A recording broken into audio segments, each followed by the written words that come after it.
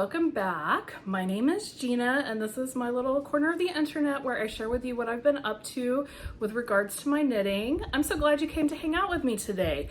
I have been, this is July 1st and I just got back from a family vacation. I put it in quotes because just anytime you're traveling with children, it is not necessarily a vacation for the parents. So I've had a couple of days to recuperate now.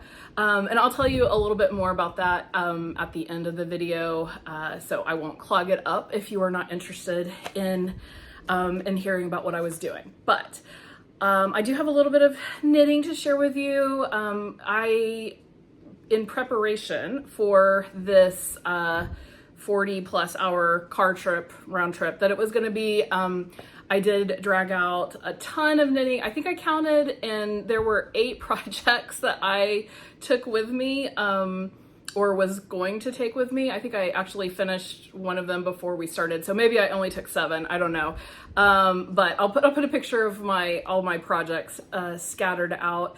And I didn't get as much knitting as I would have liked to done on the trip, but I did get a little bit done and have made a lot of good progress on one of my very long-term whips. So not a lot of finished, well, I do have several finished objects. They're just not very big. I have no garments to share today, but I do have a lot of whips to share. So let's jump in.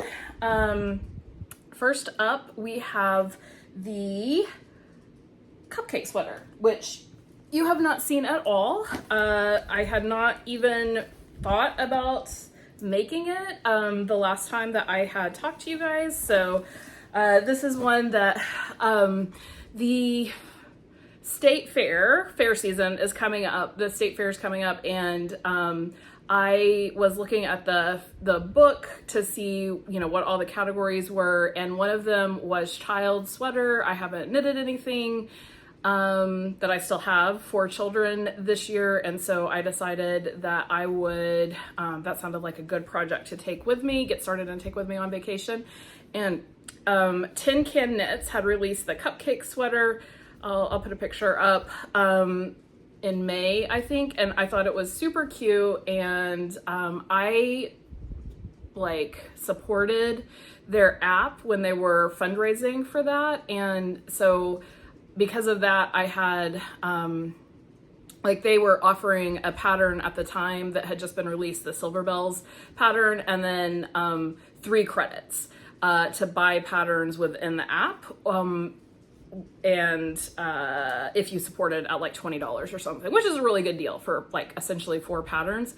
And so I did that, and they have not released a ton that I've been super interested in since then. For whatever reason, since they started focusing on their app, to me it feels like TinCanKnits is no longer doing test knits, and maybe they weren't doing them beforehand, but they've had starting with their Silver Bells, I think the patterns that they've released, there just have not been any samples of it at the time that it releases. It's just the one that they made, and so I don't know, that has made me really hesitant to buy some of their patterns, just because, not that I don't trust them, but I just like to be able to see what the pattern is going to look like on a wide variety of body types. And they had a really cute stripy summer type shirt last year, I think, and they only released it in they only showed an example on a child's body. And TinCanKnits, if you're not familiar with them, they design from newborn all the way up to 6XL adult garments, so you can make matchy outfits for the whole family. So they always release in these huge size ranges. But yeah, whatever the name of this pattern was that was cute last year, or maybe it was the year before, it was just only represented on a child. And I'm sorry, I'm not gonna spend many hours knitting a fingering weight adult tee without seeing what it looks like on an adult's body. Anyway, but the Cupcake sweater, I was thinking about doing that for a child, and so I used one of my credits on getting the Cupcake sweater, and I cast this on and finished it on the trip. Hopefully that's focusing. I think it came out really cute. So it has a little bit of lace, and these aren't cables, there's some like twists, I think, worked up here in the yoke, and then a teeny little bit of color work here if you're doing the color work version of this. So they do have some examples of this knitted for adults, and they did not do the color work on the adult versions, which if I were making this for, you know, myself or something, I doubt I would do the scalloped frosting topping here. But the lace was really fun. It looks really pretty in a solid color. This yarn choice was probably not the best to show off the patterning on here. This is Knit Picks Brava. Both of these are Brava. This top one is, I think they call this Sprinkles. Brava Sprinkle, and I think it's really cute. I've knitted a few items, child's items, using this, and I will say with the Sprinkles, you have to be careful and alternate skeins, even though it's not hand dyed, because if you are just knitting in the round with it, it will, like, these sprinkles will start stacking, and you will, I got terrible pooling one time when I was using it. So definitely alternate your skeins if you're using that. This was such a little bit, and it was in the increase section, and so I did not bother alternating skeins. And there's a little bit of stacking happening, but not bad. It's not like it was in the one item that I made one time with this. So this pattern actually calls for DK weight yarn. Brava is worsted. A lot of Knit Picks yarns run a little bit lighter than other people's do, like for the same weight category, and so I thought I might be able to get away with using this as a DK, but my gauge was off significantly, and so what I did was knit the 3 to 6 month numbers, like those were the numbers that I was using for the cast on and so forth, but I used the size 1 to 2 years for the measurements. So like I knit the yoke depth to the 1 to 2 years, and I knit the body length to the 1 to 2 years, and it came out, like I measured just this morning, and it came out right at the 1 to 2 years in terms of circumference. So I think it should be pretty bang on for the overall size of the 1 to 2 years. And I don't have any particular child in mind for this, because my only grandbaby that would be little enough at this point, I probably is not going to be that small come winter time. So I'll just put this in my gift basket and give it away to somebody who has actually, now that as I'm saying this out loud, I do have a friend that just had a little girl in the springtime, so I will probably gift this to her for her baby in the winter. But yeah, so yeah, like I really just went, I got gauged, you know, I did not get gauged. I had my gauge, I measured my gauge, and then I figured up what size was gonna match the overall circumference that I was getting at the, you know, knitting on the second size. What would the chest circumference be? And that was how I figured that it would be the 1 to 2 years, and that's how I decided what to follow there. So I could do that because I didn't have anybody in specific, you know, in mind for this, so I could just follow my gauge and also those little numbers. This took less than 1 ball of Brava worsted for the body, and I started with a partial ball of the worsted sprinkles, but this could not have been more than like a third of a ball at most, I would think. So with 2 balls of Brava, you can definitely get this little sweater out in that size.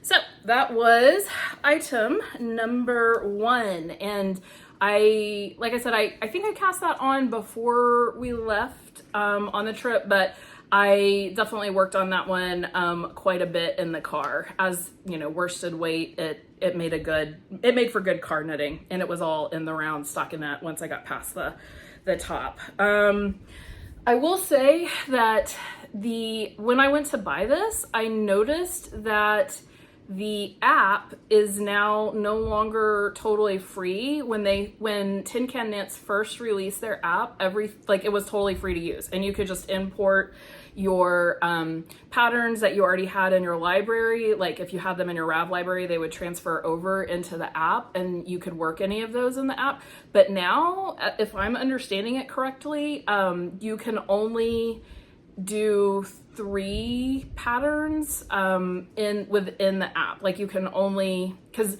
how the app works is like you select what size you want to make, and then it will just get rid of all of the other sizes and only show you your size, which I guess if you're a beginner knitter is probably really handy. Because TinCanKnits, because they design for newborn to 6X adult, there are a lot of numbers in there. And so, yeah, if you're not being careful, you can get off. But as an experienced knitter, an experienced pattern reader, I actually don't like only seeing one size, because sometimes it makes it harder to like look ahead and see what's going on. You know, sometimes I like to see those other numbers so I can follow along with the pattern. And also if I want to make modifications and stuff, like say I wanted to do a larger arm size, then, you know, like more sleeve stitches than what was in my size, like I then have to get out of the app and go look at the pattern, you know, and find that spot to see what the other sizes have as far as arms. So just for me personally, I don't actually even like that feature of it. So this is not a problem for me. It was just something that I noticed, is that now suddenly it's not free to use. It has gone to a subscription model.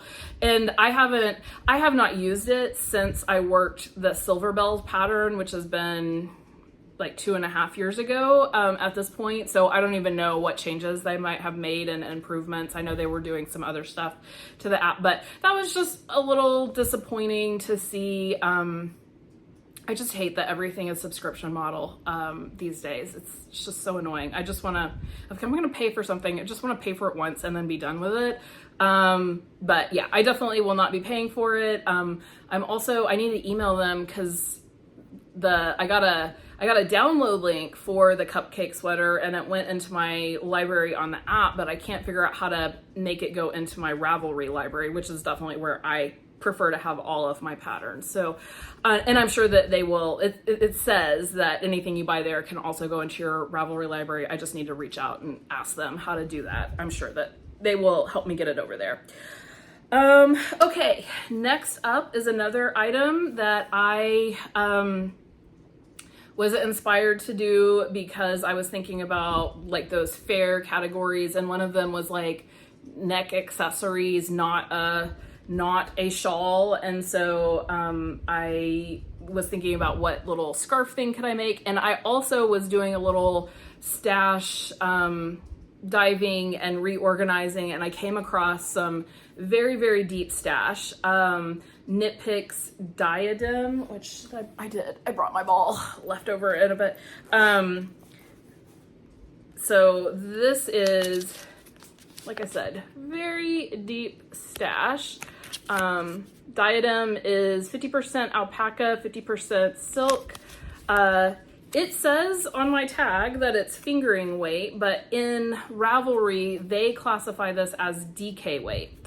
Unless there were 2 different yarns and they got combined at some point. But I will say this does feel, it does seem like it knits up a little thicker than fingering, because it's very fluffy.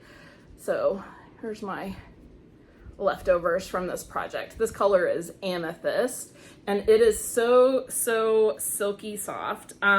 So I bought this. I actually bought a color for each of the people in my immediate family. My sons and my husband picked out a color of this because it was so soft. But this was super early in my knitting journey. I don't know if this was like probably 2014 or 2015, and I did not know anything about yarn properties, like what would be good for what. I didn't realize then that you can't just substitute willy-nilly yarn types, like different fiber types, right?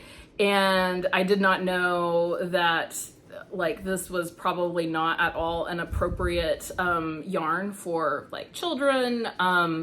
Anyway, I only made ever one item with this yarn before this, and it was a scarf that I was trying to make for my stepdaughter, and I kept having to like frog it, and I remember it just started looking so mangy before I was done with it. And I think it's that it's very low twist and it has mulberry silk, and I assume it's the silk content that's doing this, but it just starts looking scruffed up and mangy very, very quickly. Like with even just handling the little scarflet that I made, I felt like it was getting kind of mangy looking. And so that poor scarf that I made for my stepdaughter was quite mangy after I had to frog it multiple times. And she was very sweet and didn't say this is hideous. But yeah. Okay, so this is what I made, and sorry it's still on the blocking mat.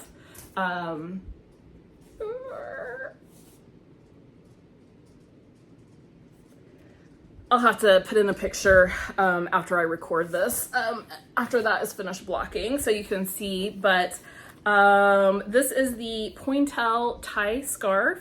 It is by, I think it's probably just a, just a knitter who created this one pattern. Her name is jeanninekabaeva. Last name is, or the end of her username is Kabaeva. All of this will be in the description box. So any of my projects, I will link all of those on Ravelry. So if you go to Ravelry, you will be able to see like the yarns and stuff that I use, and of course the pattern link and all of that. So please check there if you're wanting more specifics or to get a name. This was her only pattern, and it is free. So like I said, I think she's just a maker who wrote up this pattern and shared it for the love. Let's see. And I thought, so I was digging around and I saw that diadem and I was like, let's get this used up. That will make some sort of, like, it would feel really nice around the neck. I only have enough to basically do some sort of small accessory, and because that was another thing that I didn't understand back when I first started knitting and buying yarn, is that, like thinking about how much you're gonna need for different kinds of projects. And if you have one skein of something, you are not going to be able to make much out of it. I'll show you, or I'll tell you how many yards were in this. Hank, let's see, 329 yards. Yeah, so that definitely sounds like more like a sport weight, doesn't it, for 100 grams? Anyway, so yeah, so I pulled that out, and then I started, browsing around Ravelry, and there are a ton of cute free little neck accessories on Ravelry, and I chose that one because I've been all about the Pointelle, and actually the Pointelle pattern on this one was really easy. It was nice that it did not, some of the Pointelle patterns that I've been working, like the Ravenna did this, and the Petite Pointelle tank, they would alternate between K2 together and SSKs, like for the Pointelle parts, and it was just it was a lot for my little brain to hold on to, as to, does the eyelet go on this side or that side? Are we doing a K-tog, or are we doing a SSK at this point? Anyway, so I liked that this one was all K-togs except when you were doing the doubles, when you were doing two eyelets, and the eyelets were always on the same side. They didn't alternate sides like sometimes they do. But that said, I did not really like the pattern. Like the writing of the pattern was pretty annoying. It was charted, so if you can't read charts, this would not be a good one for you. I definitely prefer charted. So that was fine with me, but like she had colored the charts, and so the grid lines were not always visible on some parts of the charts, which, oh, I hate that. Like, why would you do that? Either lower the transparency or get rid of the coloring. Like, the grid lines are what's important, not the cute color. Also, the charts were not numbered, but it would say work chart 3. And so you would have to, like, you know, if you were coming to this repeatedly over days, like, you would have to, like, go back and count the charts from the beginning in order to see what was being referenced. There were some places, like, where it would say out beside a chart, like, 1 repeat, but that actually meant do it and then repeat it again. But then another chart would say 8 repeats. That one actually meant 8 total repeats. It didn't mean do 1 and then repeat it again 8 times. And so it was just inconsistent in that way. So, but it was doable, and hopefully will result in a cute thing. I did not gauge swatch at all for that. I think I knit mine on US 4 needles, and that was picked purely off of vibes. And so I don't know if mine's gonna be the right length. I think length is, you know, what is more important here. So we'll see how it comes out. It could be a disaster, but that's okay, because this was kind of just this was a process knit, not a product knit. Or I guess maybe it was a product knit and then I wanted to have something cute to enter into the fair, but it is entirely possible I will never wear this thing because I don't generally wear neck stuff anyway. So yeah, can't necessarily wholly recommend the pattern, but it was also free, and so that is nice. And it's always, you know, it's always nice when somebody decides to share their work and not charge for it. Now, if I had paid for that pattern, I would definitely not have been thrilled about it, but since it was free, it was fine. It did all work out, and there weren't actual errors. It was just not the most user-friendly pattern. So, okay, next up, we have my crochet project, which has been in use and now already has food dropped on it. So that's nice. Sorry, don't look at that. It has not been washed yet, so I'm hoping that it will shrink up a little. This is the Bowl Cozy Hot Pad, which is a free pattern by Amy B. Stitched. It's like, she may have a pattern that you can pay for on Ravelry for like a small fee, but like this is one of those, like, you go look at it on a blog.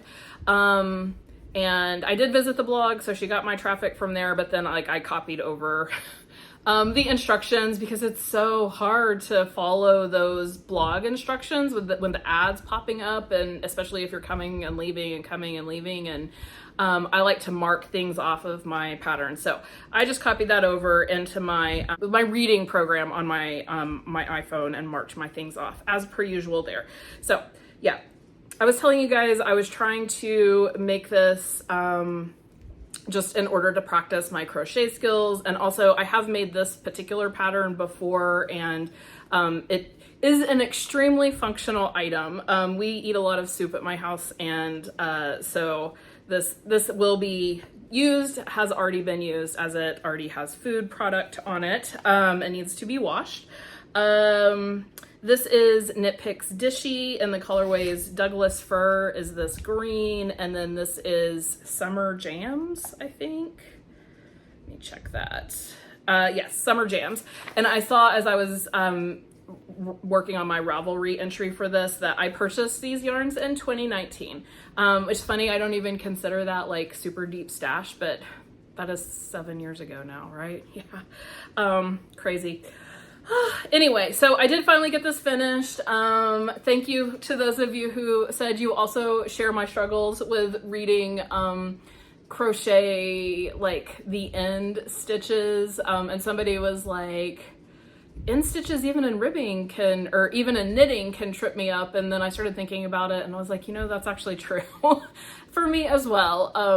The end stitches are often hard. I just feel like I have, they can still, like, man, if you drop an end stitch, you know, like all bets are off. I am not good at being able to fix that. I can tell where my edge stitches are supposed to be, but I can't necessarily fix them if I make an error there. But yeah, so maybe I shouldn't be too frustrated with not being able to figure out crochet like the end of rounds. I don't know. I do feel like it's easier in knitting to see, you know, to understand how to deal with your beginning of round and when you're going in the round. Like it's always, your first stitch is just, it's so clear, right? It's either at the marker that you've put in there and it's always going to be there, or in my case, because I usually do magic loop, it's just where my needle runs out and I start that round over again. But with crochet, it's harder.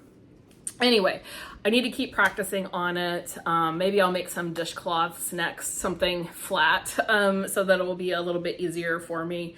But yeah, I need to build momentum so that I don't forget what I have gained. Okay, next up, another project that was not on my radar at all last time I talked to you, and I cast this one on in order to have a project on my trip, and then finished it before we actually got started. So this is the Sacred Sheep Hat by Caitlyn Hunter. And I made this out of wool of the Andes. This pink color is Dragonfruit, and my light color is Cloud, and my dark is not actually black as it might read on the screen. It is, it's Bittersweet Heather. It's like a really, really dark, cool brown. Really, really dark. I mean, I picked it basically because I didn't have any black available in enough quantity, and I figured it would read black because I really do like the very graphic black-white combo that Caitlyn Hunter had. So this is a neat pattern. It comes with 3 different weights. You can make it in fingering, DK, or worsted, and then so there's numbers for all of those with multiple sizes, right, for each of them, because it's not a one-size-fits-all thing. And then there are 3 different crown heights. So there's like beanie, and then the medium, which is what I did, and slouchy, I guess, like that's really tall. So this is another one though that I did not gauge swatch, and I haven't actually checked my gauge. I am sure that I worked it off gauge though, because it definitely came out larger than what I was intending. So according to my notes, I made the size medium, I used the DK weight numbers, and I made the medium crown height. Because I always wonder this when I look at people's projects, I held the white as my dominant color. So I held the white color in my left hand as I was doing this. I really appreciate people who in their project notes will write that down.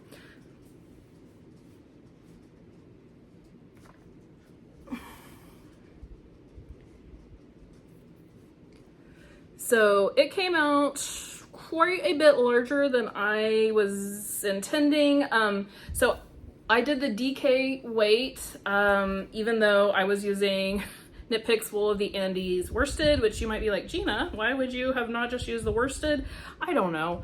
I honestly have no idea why I did that. I think I was thinking Wool of the Andes worsted is often, like, Knit Picks often runs a little bit lighter. I feel like, did I already say this? I feel like I already said this was, oh yeah, when I was talking about the Brava. So Knit Picks, a lot of people complain about the worsted weight being light, and they're like, oh, it's really more of a DK. I don't know if that's always true, but anyway, in this case, I think working the DK weight, at least at my unchecked gauge, came out larger. That's okay. This one did not have an intended recipient, so it'll just be a big hat. This is another one that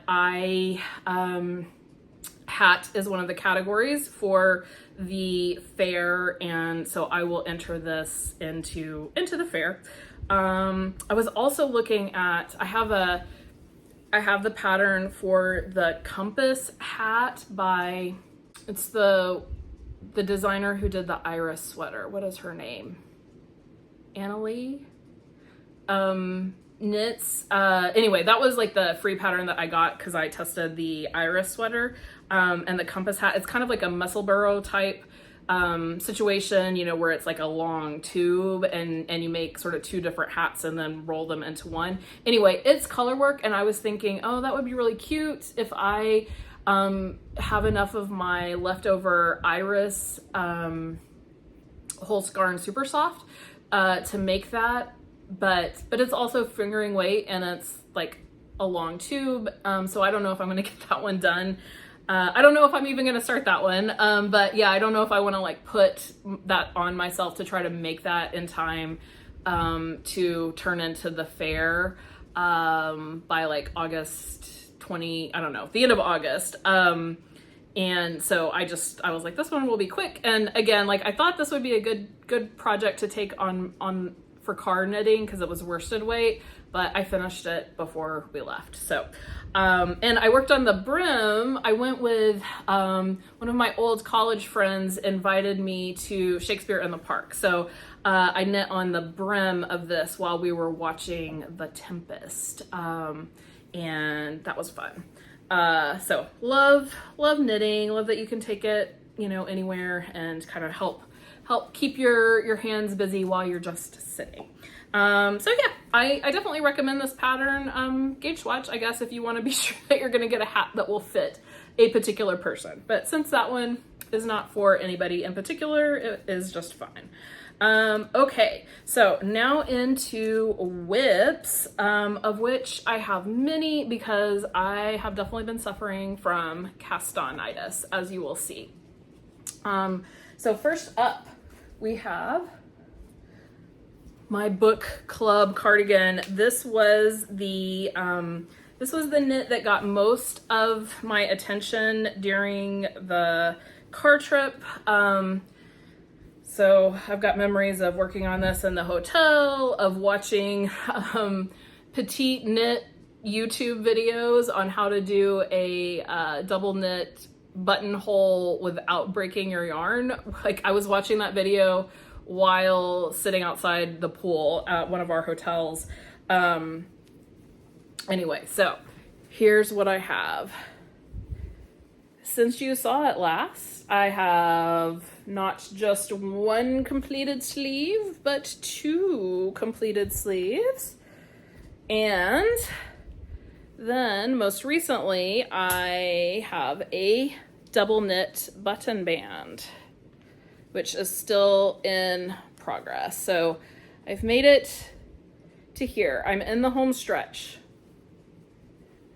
Here's how much more I have to go of that. So I'm pretty happy.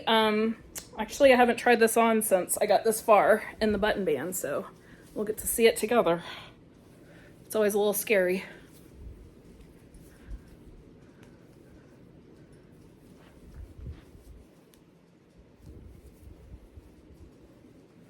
I think it's gonna work.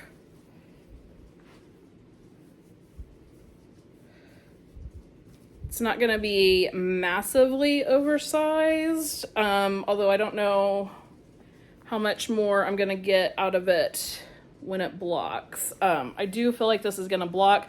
The sleeves, this is a complaint, and I probably should have sized up my sleeves. I worked the sleeves as written for my size, which is a size 3, but they are definitely a little tight. But this moss stitch will definitely stretch when I block this. I know that, so I can probably get, like, those will feel better. And I did size up my needles for the sleeves. So that was with me sizing up, just in case my gauge shrunk, as sometimes it does when you knit in smaller circumferences. I'm not doing the pockets. So once I get this button band done, it will be finished. Ugh. It does look good, doesn't it? Anyway, okay. So yeah, that got a lot of attention. This double knit it does take forever. For whatever reason, I do enjoy it though, and the buttonhole tutorial from Petite Knit was really good. I think my buttonholes look nice. Can you see it there? I did change a little bit about the buttonholes. Well, I struggled a little with the buttonholes because I forgot to pack myself a measuring tape. I thought I had a measuring tape in one of my knitting bags that was going with me, but I did not. And so it, you know, like you were supposed to measure for your buttonholes. She's like, you know, go down an inch or something from where the last of the increases are at the top, and then that's where you should put your top button, and then you know, your bottom button should be like 2 inches from the bottom or an inch, you know, whatever the instructions were, and then put the other two symmetrically in there. And yeah, I did not have a measuring tape that would go that far since I did not have a measuring tape. So I found my my needle gauge that is just like, actually it's one of my most used tools. I should show it to you sometime. It's just like a little piece of plastic that has you know, needle gauge in it, and then I think it's Clover or something. I can't remember what brand it is, but it has 3 inches marked off at the bottom. And so at least I hope it was 3 inches. I mean, I guess it doesn't matter what it was, but anyway, it has increments marked off. I think they're inches. And so I just used that tool to measure from, you know, where I wanted my top button and then my bottom button. And then I tried to, actually, I think I just had to space my buttons however far apart those 3-inch increments were. And I moved the other buttons in order to accommodate that. Anyway, hopefully it's not a mess. But yeah, this is, you know, if you're going to work on something like this, be sure and take your tape measure with you. So yeah, but I did move my top buttonhole lower than what the pattern said to do, based on just everybody who's like, that top button is in such a weird place, you will never use it because it's like up here, which I don't understand. I don't understand why it looks like it's so high on people's, because you're supposed to put it like an inch or an inch and a half, something below where your last chest increases. So it does seem like it should be more on like the straight part of the pattern. But anyway, I don't know. I lowered mine from where she said, and I don't know how much I'm gonna wear this buttoned anyway, so hopefully it will be irrelevant. But yeah, anyway, just need to work on this. I expect that I will have this done in the next couple of days. Yeah, because double knitting is pretty mindless as long as you don't drop that end stitch. And that has been on my needles since January. So it's my longest running not hibernating knit. So I will be very glad to get it done. And I am also planning to enter it into the fair in the cardigan category. So I also want it done for that. I'm using Knit Picks Woodland Tweed in the colorway Thumper Heather for that. Oh, and also, I don't know if any of you guys have made this. You can tell me what you did on the button band. Sorry, so I don't know if I ever said, sorry, this is a Sorry Nordland pattern. And she says to pick up your stitches for the button band in the smaller needle, but then switch back to your like regular needles for the actual double knitting. And she also says to pick up every stitch. And I just have never had a button band where I've picked up every single stitch all the way around it. And so I was concerned, like, is that gonna flare really bad if I'm picking up every stitch and I'm using the body needles? And so I did pick up most stitches. I did not really do any ratio. I picked up most stitches. Just there were a few stitches here and there where I skipped. But I did just stick with my smaller needles. So this is knit at quite a firm gauge. But I don't know. I mean, I don't know if it looks like it's supposed to look, but I feel like it's pretty even. It looks pretty good. I feel like it's not pulling the body up. Hopefully it's not going to keep the body from being able to stretch as much as it should. Anyway, I just thought that was odd that it was pick up every stitch. So if anybody knows why it would have been like that, I would love to hear it. I saw people were all over the place in their notes on Ravelry about how they dealt with a button band. I didn't see a lot of people talking about what ratio of stitches or if they changed, you know, the pick up every stitch or not. There was less discussion about that. And there were so many projects and I didn't want to keep reading through all of them. So yeah, I just looked at what a couple of people did and then just made my own choice. So we'll see how that turns out. Next up, we have the Checkerplate Tee, which I think I've worked on this a little bit since I last showed you guys, but I took this with me on my trip and did not end up messing with it at all.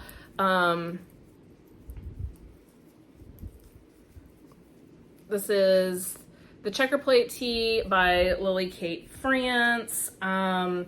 It is a raglan construction, and I am just about to finish the raglan, one of the first increase charts, and I was looking ahead to see like what's coming next because I'm like, this doesn't feel like it's going to be deep enough. Like we're not ready to separate at all. But what comes next is just individual charts for all of the sizes. So each individual size has its chart written out separately, which is nice. I really like not having to cross my eyes to read the charts. So yeah, I made a little bit of progress on that since last we talked, but not a ton because I just have too many projects going on right now.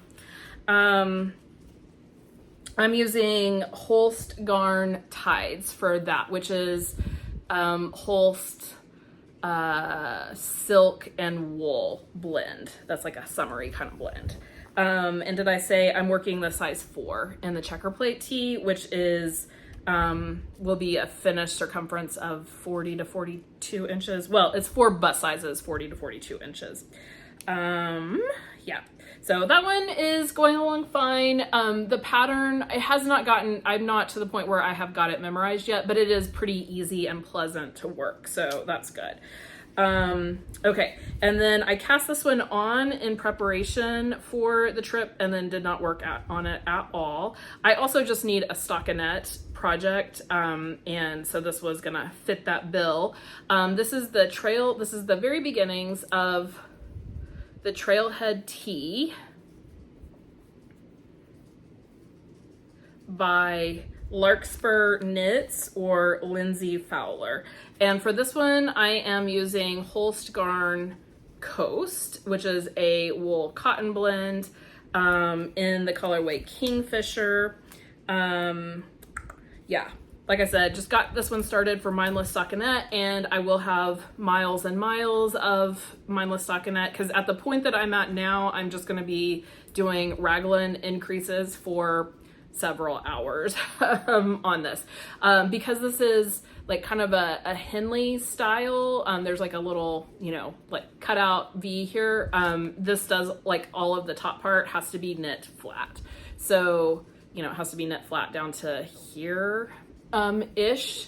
So it's gonna take a while. Not getting to knit in the round on that one for quite some time. I am making a size 8 on this one, which is like a size up, I think, from what I would do. The size 8 is 47.5 inches. And the reason I'm doing that is because oh goodness, I just saw I have a drop stitch. Eek.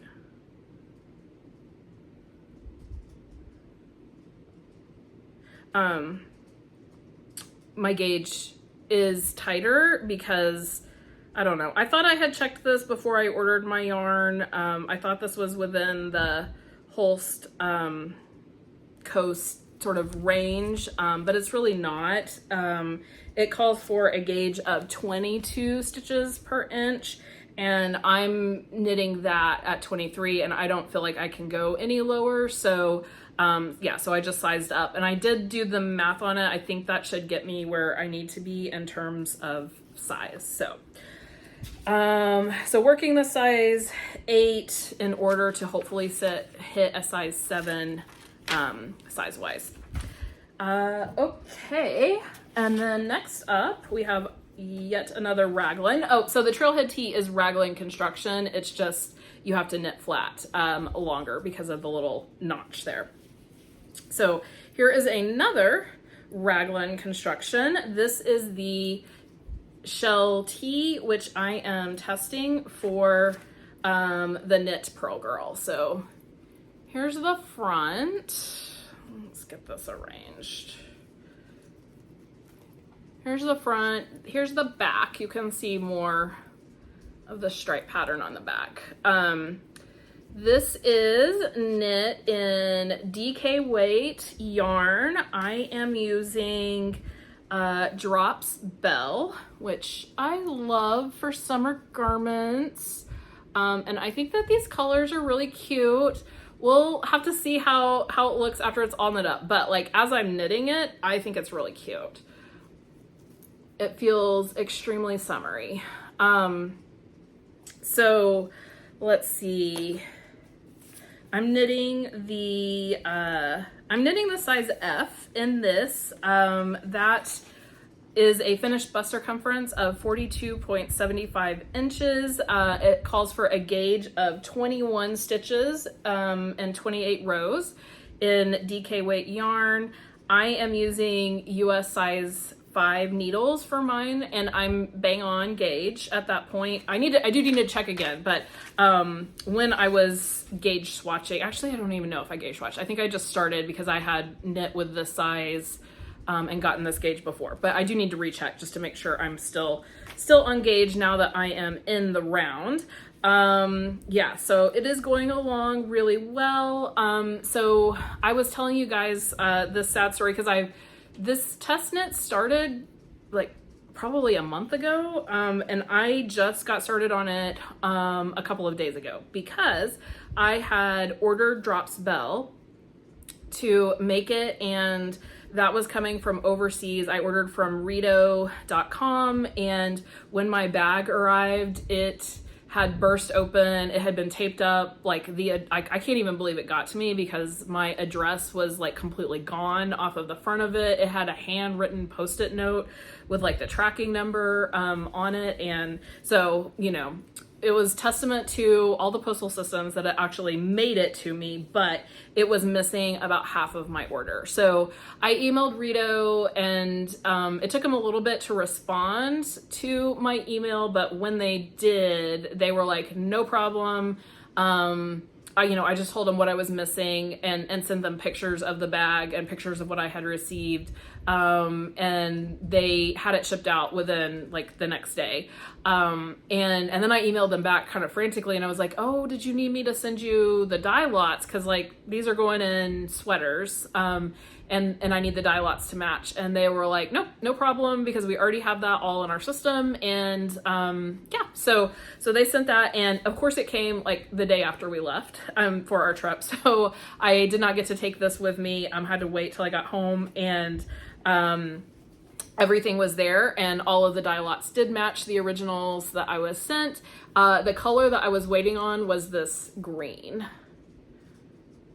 The green color. Anyway, I think it looks really cute.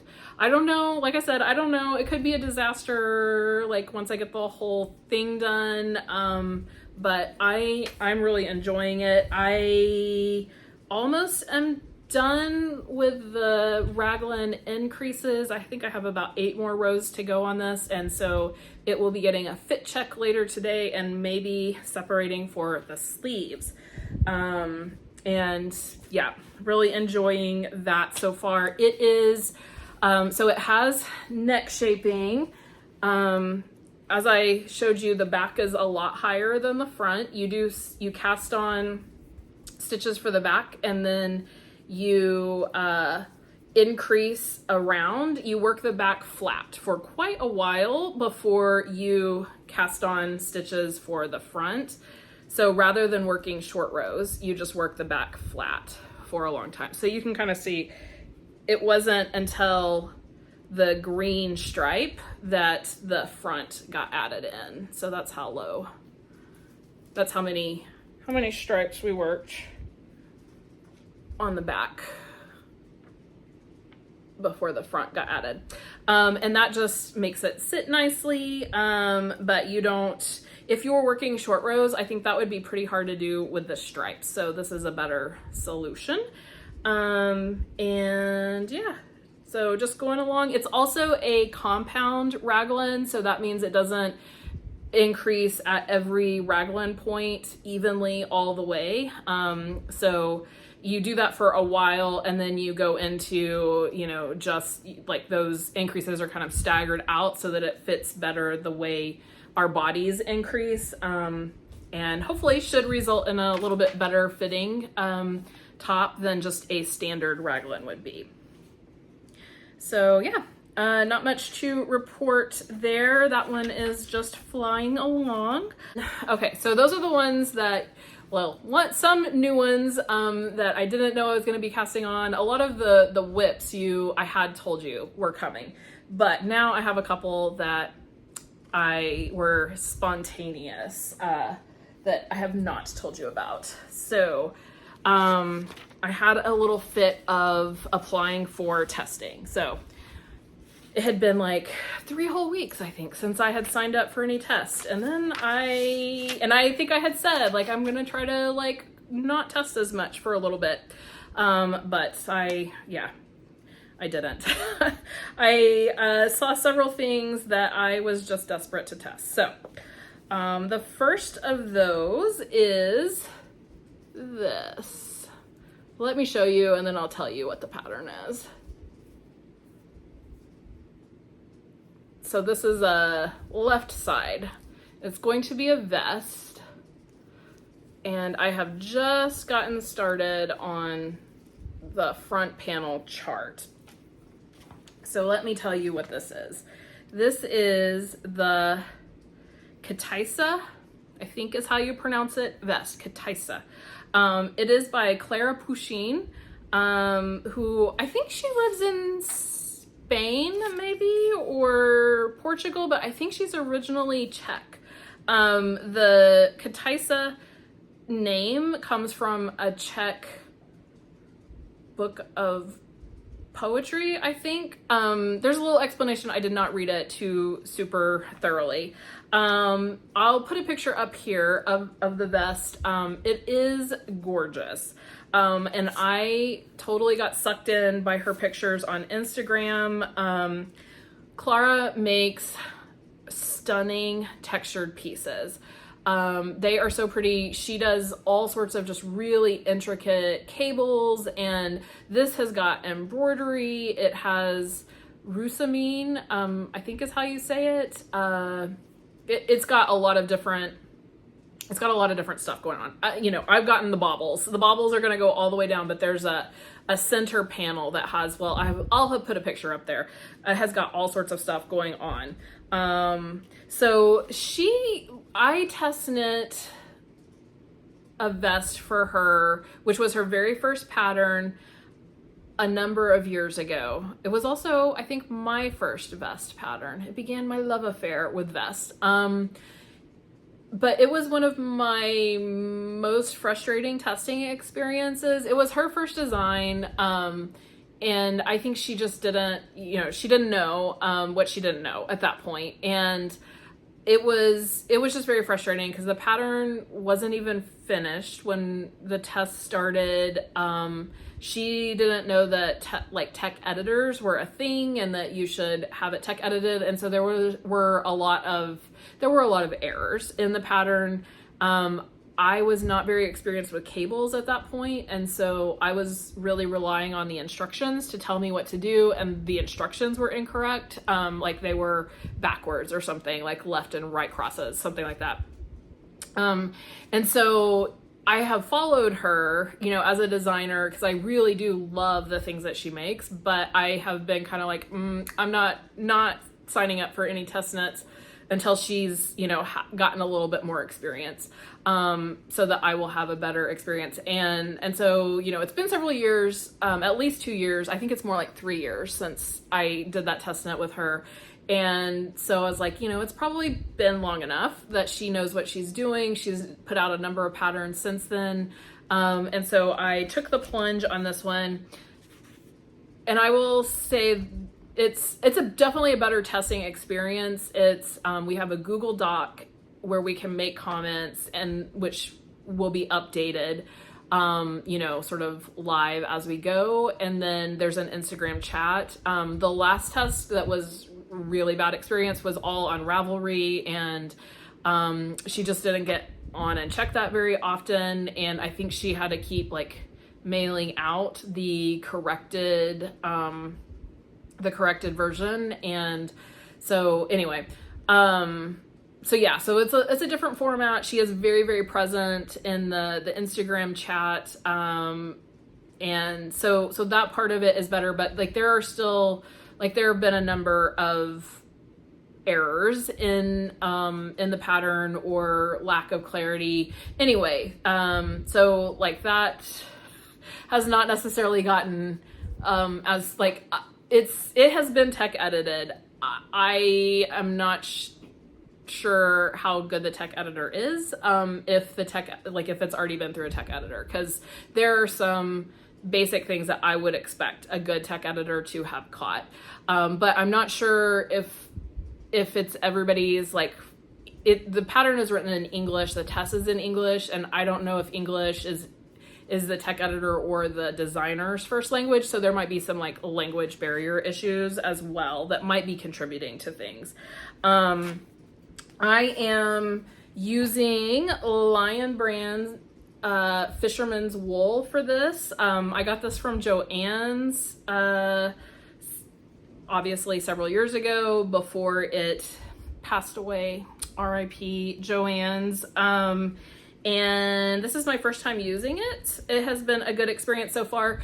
The recommended yarn for this is Wool Dreamers Moda, which Ravelry says is a DK weight yarn. However, people were like swatching in DK weight, and Clara was like, you're not gonna get gauge with that. Like, you need a heavier yarn weight. And I'm like, why is everybody like having this problem? And then I went and looked and realized like that's the issue, is that I think we're seeing Moda is a DK weight yarn, and then we're trying to use DK weight yarns, because I was kind of thinking I would just use Wool of the Andes worsted, and I might have been able to do that, but I was a little concerned because she was like, you know, there were heavier weight yarns than that, you know, seemed to not be giving people the gauge that she wanted us to get. And anyway, or not getting gauge, but not getting the thickness of the fabric that she wanted at that gauge. And so I decided to use this, which is an Aran weight. And I do think that the pattern is going to show up really nicely on it. Yeah, so I am excited about this one. It does take a lot of concentration. So this one is one that's going to be good for my brain. Give me something to focus on. So I am enjoying that one. I just started it yesterday or the day before. I'm just about to start the chart. You can work the chart on the front and the back. I have already made the decision that I will just be working my chart on the front. So I think that will be quite enough for me. Yeah.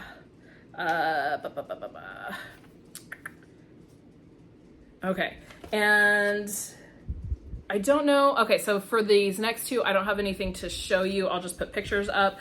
So this is the continuation of my testing application spree. I am going to be testing the Bountiful Sweater, which is a pattern by Maya Tinks. I will link to her podcast in the show notes.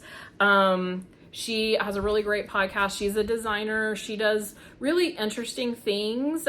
She is very conscientious. She is size inclusive, and also like tries to be shape inclusive, because just because you grade up for lots of sizes doesn't mean you're accounting for lots of different body types, but she tries to include bust shaping.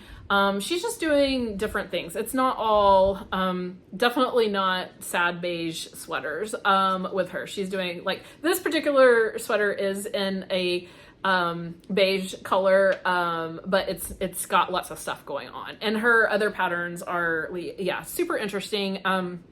I tested a pair of mitts, the gecko mitts for her, which were really cute, back in the fall, and so I had a free pattern, and she just released the shimmy shorts, and which is a shorts pattern that looks kind of like a skirt, and I thought that would be really cute, and so I got that as my complimentary thank you pattern from her. So I hopefully will be making those. I have to see if I have enough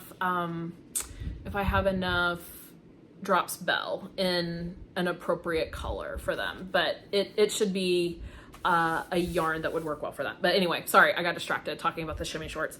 But the Bountiful sweater is a one of those, like, I call them like sampler textured sweaters, where you're doing all sorts of different textures on it in different like chunks, which makes it extremely potato chippy.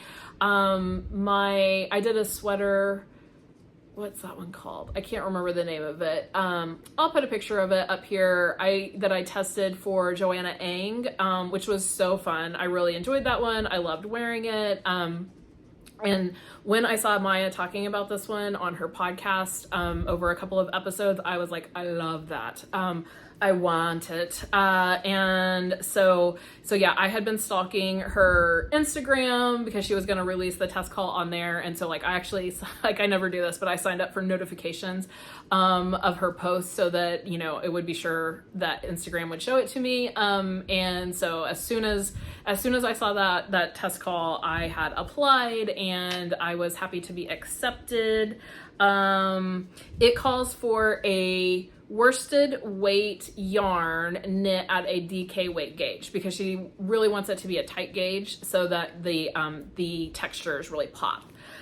So I will be using either Knit Picks Wool of the Andes, or Knit Picks Altiplano, which is a wool and alpaca, which is not drapey. Like, it feels a lot crunchier than what I would expect. It's not like one of those super soft drapey alpacas. I have not swatched for it yet. We do have the pattern, but I'm gonna try to knock some of this other stuff out before I start on that. Let's see, I didn't say, but you will have seen in the picture, it's a half zip sweater. So I did the zipper sweater light from PK Knits, Petite Knits, a couple of years ago, and really have enjoyed that one. So I think that will be fun to do another half zip situation.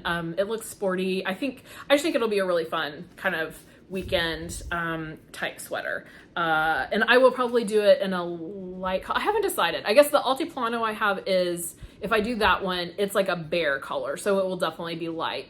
If I do Wool of the Andes, I have a number of different options that I could go for there, so I'm not sure what the color would be on that. So on the Bountiful sweater though, like, so I don't have an account on Reddit, but I do read the Craft Snark Reddit subreddit regularly, and I could not believe that I saw, like, Maya, her test call actually got brought over there, and somebody created a thread about it. If you don't know, Craft Snark is like for crafting. I mean, it's in the title, right? Craft Snark. It's crafting drama. And somebody copied over her test call and was like, this is just an example of everything that's wrong with knitting test calls, and what were their issues with it?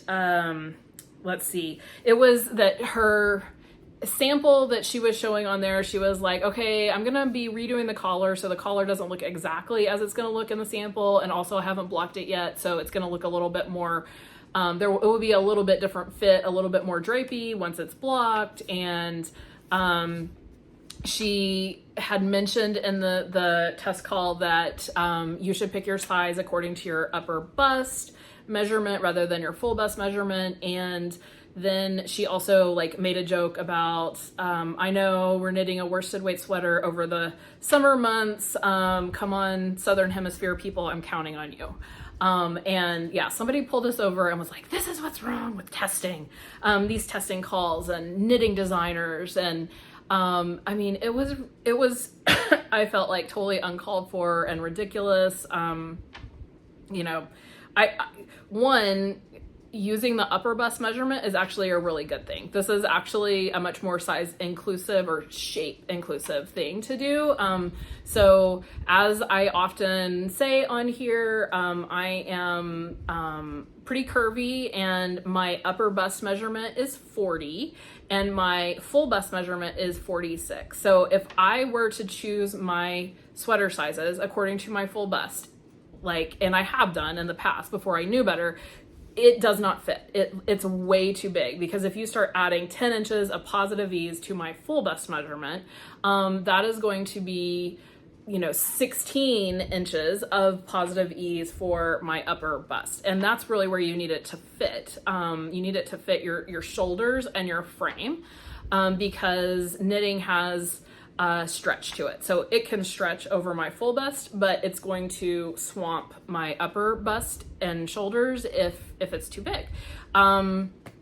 So anyway, using the upper bust measurement is actually the more technical and correct. It's better. It's going to result in a better fitting garment than just having people choose according to their full bust measurement. So like that was ridiculous.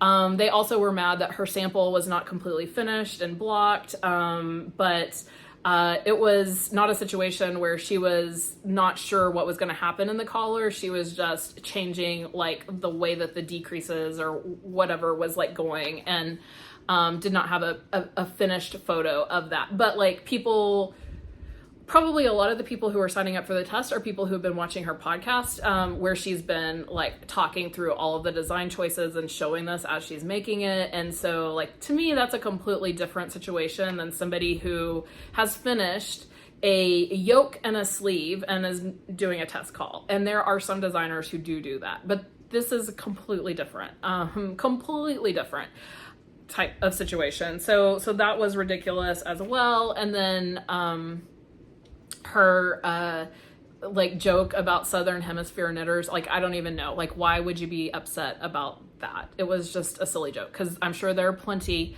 of Northern Hemisphere knitters like myself who are going to be working on this thing in the summer. It was just acknowledging. I think all Maya was doing was acknowledging that yes, like she's looking for testers who are willing to work on a worsted weight oversized sweater during the hottest months of the summer, so that it's ready to go in the fall. And that's totally fine. And that's, if you don't want to sign up for the test, then don't sign up for the test. But like Maya is incredibly inclusive in her size range, and she also does very long test knits so that everybody has enough time. Having been in her test knits before, I know that she offers to extend it if necessary. So I just like, this is not an example of a problematic designer who has bad practices. Like, there are lots of examples of that out there, and this is not it. So that was it was ridiculous. Okay, so enough about that. And then I signed up for one more test knit, which I think that I'm going to be in. I'm not 100% sure. I got an email saying the test knit had been delayed a little bit, so I think that means that I have been accepted. And that is the Interconnections Cowl test. This is a pattern coming out from Juliana Martin. It's a really cute mosaic cowl.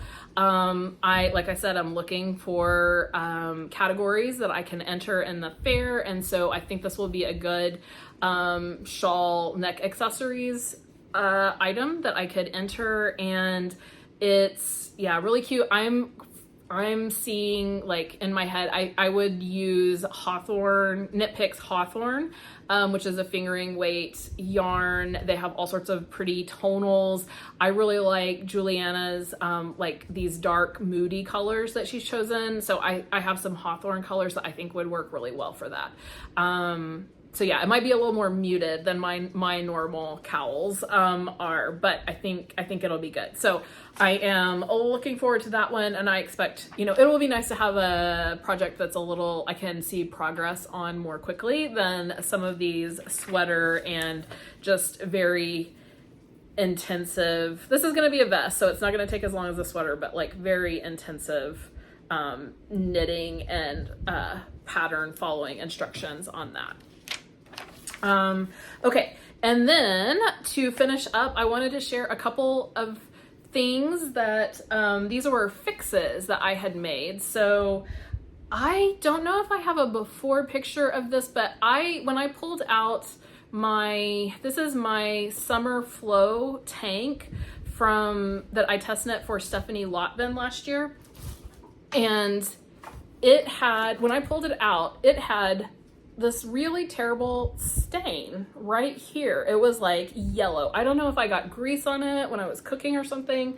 But yeah, it just had this terrible yellow stain, and it like went through, it was on a couple, like 3 different sections of the white stripes it showed up on. And I tried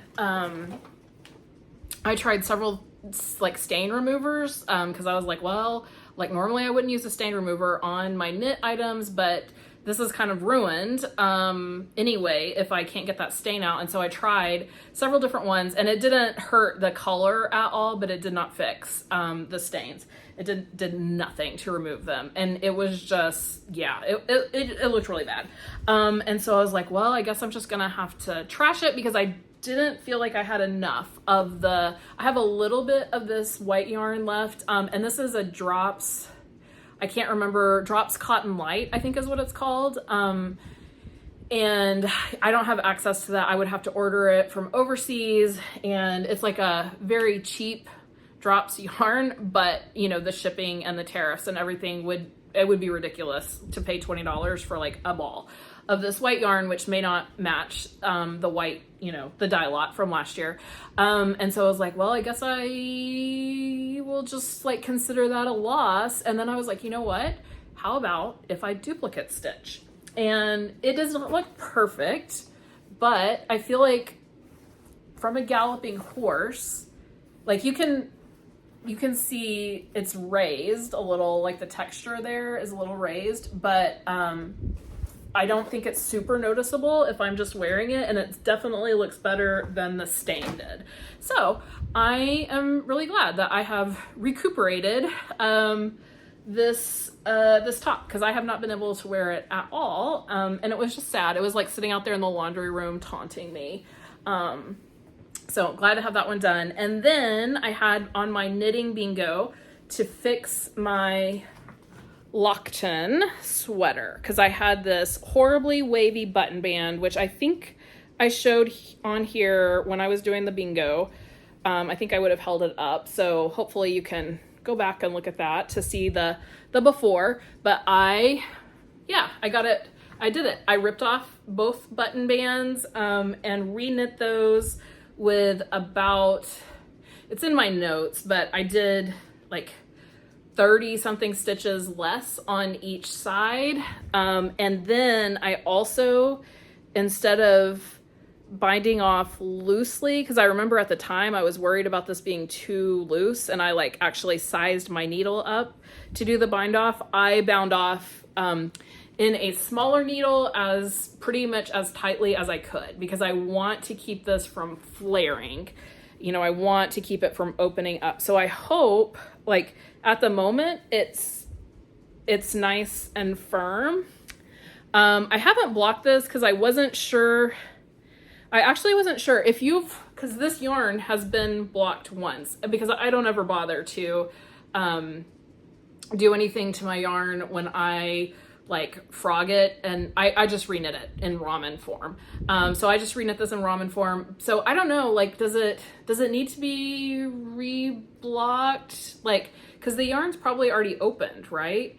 Like, and I got the gauge I'm gonna get because the yarn has already been washed and bloomed, which this is Pearl Soho good wool, and it definitely does bloom when you wash it. But I was like, I'm not really sure, like it would probably help my stitches like maybe look more even and stuff, but I feel like this should be pretty close to the final gauge that I'm gonna get. Anyway, I'm happy I have done that so that I will be able to wear that again come fall. And I was able to mark that off of my bingo. Yay! So I think that's it. Yeah. Thank you if you have stuck in till the end. Oh, I said I was going to tell you about my trip. So we took it was me, my brother, my sister, our families, and my mom. My mom kind of funded the whole thing. We all caravanned in 3 cars out to see, I have relatives who live in Georgia, because that's where my mother is from originally. So we drove out there. Normally that's like a 18-hour trip. It turned into a much longer trip than that. We had to, besides just synchronizing pee breaks for 14 people, I think, in those cars. My sister-in-law's Suburban was having, like it was eating oil, it was burning oil. And so we kept having to put like a quart of oil in her truck every 100 miles or so. One time my mom and my sister were in a car and they were driving on the interstate, and there was a woman who they said kept going like this, like her head would drop over and then she'd pop back up. And so they were very afraid that she was having some kind of a like health event. They didn't know if she was falling asleep or she was like passing out. But they actually like followed her while she was on the interstate, and then I think called the highway patrol for like a check on her, and then they followed her off of the interstate and into a McDonald's so that they could see if she was okay, which was very nice of them, but also, you know, unplanned trip.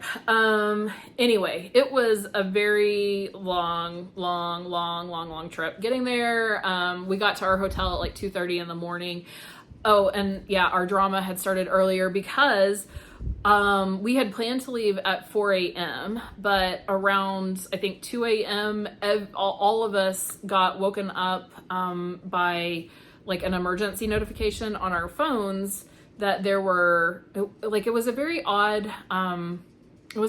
message because where we live, we get a lot of tornadoes, and so we're used to tornado warnings, which this is not tornado season at this point. It's too hot for tornadoes for us, but we got a really weird thing that said like dangerous wind conditions, like seek shelter, and we're like, okay, well, it doesn't say tornado and we're inside, so we went back to sleep. Anyway, and then, except we couldn't really go back to sleep because there was this horrible wind, and it was just howling and making the worst noise. Anyway, and so like once we got up, because just like an hour or two later, we had set our alarms to wake up anyway so that we could be ready to go. We needed to leave our house at like 3:30 to get to our rendezvous point at 4. And so we had gotten up around 3, and that was when like we saw on the news that there was, they were calling it a derecho wind, which when I think about my Spanish, actually, I think derecho just means straight wind. So it wasn't circulating, like a tornado would, but they said that like the town, my town was hit by some of the hardest. It was like 90 to 100 miles per hour where we are. A town just west of us had the highest winds in the state, and they were clocked at like 105 miles per hour. There were train cars that were toppled over. There was a lot of damage. So they said it would be like an EF1 tornado or a category 2 hurricane. Like that was the wind speed. It was just, instead of circulating, it was straight winds. And it has to be like, in order to qualify as this derecho wind, it has to be, it has to be sustained. So these were not gusts. It was just blowing. And they said, I think it had to be it was like a swath of 240 miles that were getting these straight winds. So that was the wind event that we had all gotten the warnings for, and that then was like keeping us up because it was howling so loud. Anyway, so my mother did not want to leave until after the storm was completely past. So we put off our departure from 4 a.m. to 6 a.m. except that, you know, we all had already woken up at like 3:30 and couldn't go back to sleep after that. And so that was actually when I finished the sky while we were sitting there watching the weather on TV and unable to go back to sleep before we had to leave. So that was part of why we were so late getting off and then so late getting there.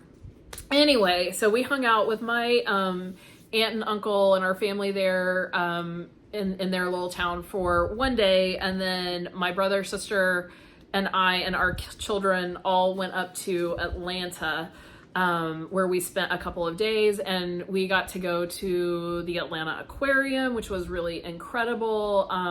I'll put a picture up here of that. Like, they have a whale shark, which is huge. I think that's the largest shark in the ocean. I'm saying that and it sounds like it might be wrong, but I think that's right. I'm sure he's not the largest whale shark, but he was really big and that was cool. My favorite were the huge manta rays that they have there, and they have this huge gallery room where you can just like sit and watch those giant creatures floating in there. So we did that. That was probably our favorite thing that we did in Atlanta. We also did the zoo and the Natural History Museum there, but honestly, their zoo was a little disappointing. I feel like our zoo is better than that one. We were excited because we heard that there were going to be giant pandas, but it turns out that their lease on their giant pandas ended a couple of years ago, and they are in the process, like they have a new lease, but those pandas have not arrived yet. So I have still not seen giant pandas in real life. And then after spending a couple of days in Atlanta, we drove everybody out to South Carolina, where we went to Hilton Head and we all went kayaking. This is the children, the families with the children went kayaking, and my brother's family lives on a lake and they go kayaking all the time. So they were pros. They were all doing fantastically. My husband and I split up into double kayaks with each of our sons, and my son and I did okay after a while. He was getting pretty aggravated with me because I was not in sync, but we finally got it together. My husband and other son struggled a little bit more, but they did okay. And then my sister had she has two younger children than the rest of us, and she had her too, and her daughter was very scared of the crabs. There were crabs on, like, we were in the marshy areas, and so there were crabs on the reeds, and there were crabs hanging onto the bridges and stuff. So she was screaming bloody murder about the crabs whenever they would get close to anything. But eventually they did okay. But then my cousin and her daughter went on the trip, and they did not have success, and they just went into the reeds and then could not get themselves out. They could not figure out the kayaking, and so eventually our guide just towed them in, and we did not get to do a whole lot. I think we barely got past the entry point because it took so long to get everybody out there to the rallying point, and then basically we turned back. We did get to see a couple of dolphins in the wild that were pretty near us, which that was the whole point of that. And then we went to the beach the next day, and we had a really, really great morning beach experience. And we found like a gajillion sand dollars and even sea stars, which we had never found at the beach before. And so the kids really enjoyed that. It was super, super calm, so that you were able to like bend down and pick things up without the waves crashing in your face. So that was really fun, finding those and releasing them, of course. And then we went to one of my cousins had gotten an Airbnb, and we went over to their Airbnb and then went to a private beach that they had access to, and that was a less wonderful beach experience because the tide was coming in and it was extremely windy and tons of waves. And anyway, I was tasked with, or I was the only adult watching about 8 of our children, and so that was very stressful, and I was glad when that was over. So anyway, it was definitely one of those situations where we were on vacation, but I needed a vacation when we got home to recuperate from all of the fun that we've had. So anyway, if you are still here, thank you so much for watching. I will be working on these items, and hopefully we'll have some finished garments to show you next week. I hope that you have been working on something that's bringing you joy and that you continue to do so. Till the next time. Bye.